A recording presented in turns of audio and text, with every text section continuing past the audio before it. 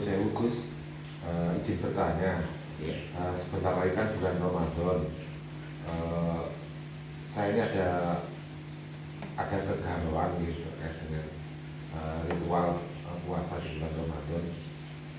Apakah puasa itu eh, hanya sekedar rutinitas atau seperti apa? Menurut panjenengan, dari sudut pandang fikih maupun dari sudut pandang tasawuf, puasa Ramadan itu seperti apa?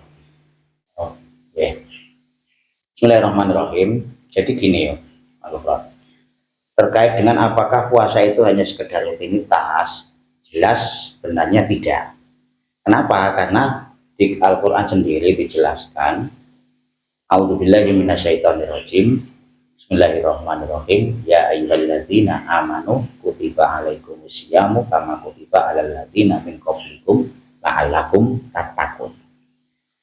Puasa diwajibkan untuk orang yang sudah beriman.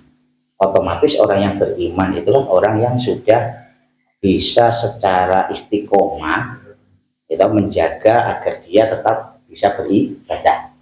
Dan tujuannya, jadi berangkat dari orang yang beriman, tujuan puasa la'allakum tattaqun adalah bertakwa kepada Allah Subhanahu wa taala. Artinya puasa itu tidak hanya sekedar rutinitas. Itulah kenapa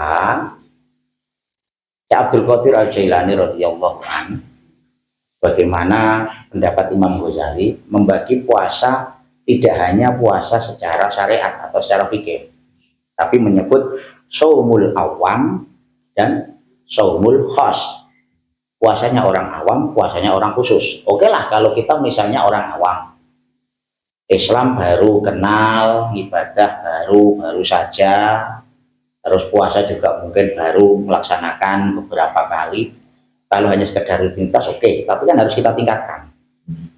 Kenapa? Karena posisi itu berarti kita orang awam. Kalau hanya mandek stuck di situ berarti tidak mencapai kepribadian takwa.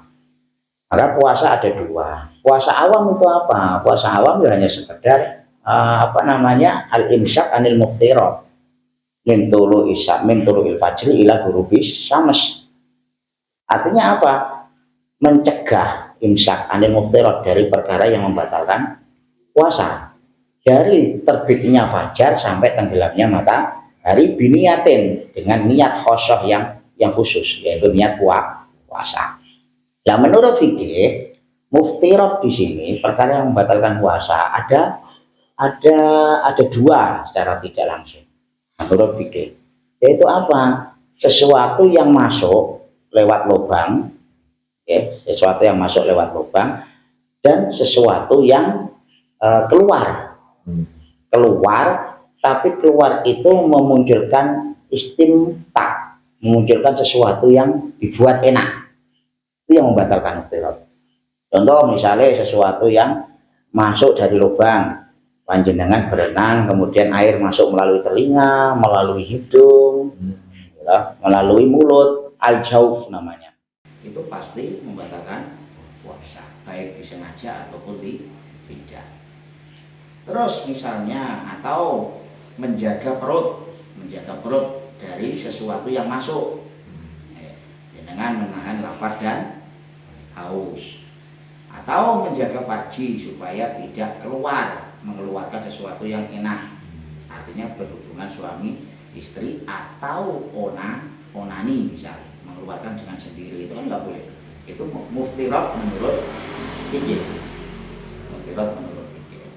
Sehingga puasa dalam pemahaman orang awam, dalam pemahaman fikih, cukup kita dari terbit fajar, yang penting malam sudah niat atau sebelum imsak sudah niat, kemudian kita menjaga sedina turu, seharian penuh kita tidur misalnya, atau seharian penuh kita nonton TV, main game, itu nggak ngaruh. Yang penting perut ini tidak dimasuki makanan ataupun minuman dan tidak berhubungan suami istri. Itu secara fikih sudah sah. Tapi kan itu hanya untuk orang awam. Sementara Rasulullah dalam sebuah hadisnya beliau pernah menyatakan bahwa inna syaitona la yajri fi ibni adam majrad dam fadayyiku majariyahu bil ju'. setan itu selalu mengalir atau selalu memenuhi diri ini, selalu dekat dengan kita sebagaimana dekatnya atau aliran darah. Setiap manusia yang hidup itu pasti gak mungkin dijauhi setan, pasti setannya masuk ke kita, baik setan jin maupun setan awake dhewe. Kenapa? Karena diibaratkan sebagaimana aliran darah itu ya, setan yang mengalir, setan yang berjalan. Maka butuh dikendalikan, butuh diikat.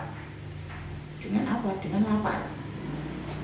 Tapi kan gak hanya lapar itu otomatis, tidak mau menahan makan dan minum, tapi juga yang dimaksud adalah menjaga diri dari apa? Sifat tamak.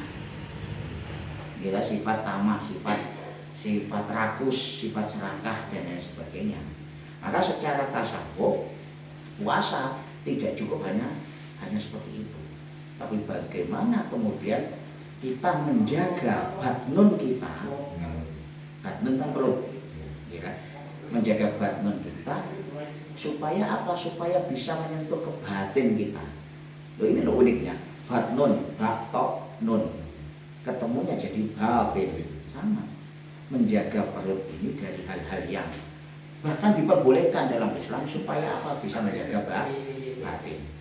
Itu dari sisi tasawuf. Sehingga Allah dalam hadis qudsi menyatakan inna shauma li wa ana ajzi bihi. Puasa itu khusus untukku, sehingga yang berhak memberikan pahala itu hanya aku, hanya saya. Karena puasanya dimana sebagai rutinitas atau pemahaman awam, pemahaman fikih, jelas gak mungkin Allah cawe-cawe. Allah mau awak mek poso mek ora ngapusi bisa, nggih to. Jenengan misalnya mengatakan puasa ini poso, belum nyanyi poso, ya iya saya itu poso. Nanti keluar dari sini, malam-malam, ya. Nah, mungkin itu secara tasawuf. Artinya apa? Puasa urusannya Gusti Allah. Maka pahala itu juga pasti dari Allah. Lah pahalanya jangan dianggap pahala itu hanya materialis, tapi wujud ketakwaan. Wujud ketakwaan. Nah, itu puasa dari sisi tasawuf.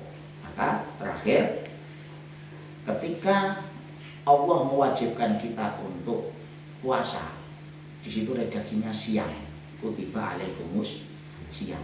Siang di sini tulisannya kan masdar puasa kan soma ya subuh, bisa soman, bisa siaman. Kalau siang itu lebih cenderung puasa bermakna umum secara awam, yaitu yang penting menjaga dari muftirat, sesuatu yang masuk ke perut dan sesuatu yang berhubungan dengan farji. Tapi kalau kita bicara yang saum, soma ya subuh yang sauman, itu dalam ayat Quran Sayyidah Maryam pernah bernadar, inni nadartu lirrahmani sauman. Beliau poso bisu. Poso bisu itu jangan dimana kemudian awak bisu, ya awak boten. Tapi apa? Ketika ada masalah, ketika ada kesulitan, ketika ada cobaan, wis pasrahke Gusti Allah, biar Allah yang turun tangan menyelesaikan semuanya. Itu puasa secara tasawuf. Saya ya. Ketika ada nilainya. Maksud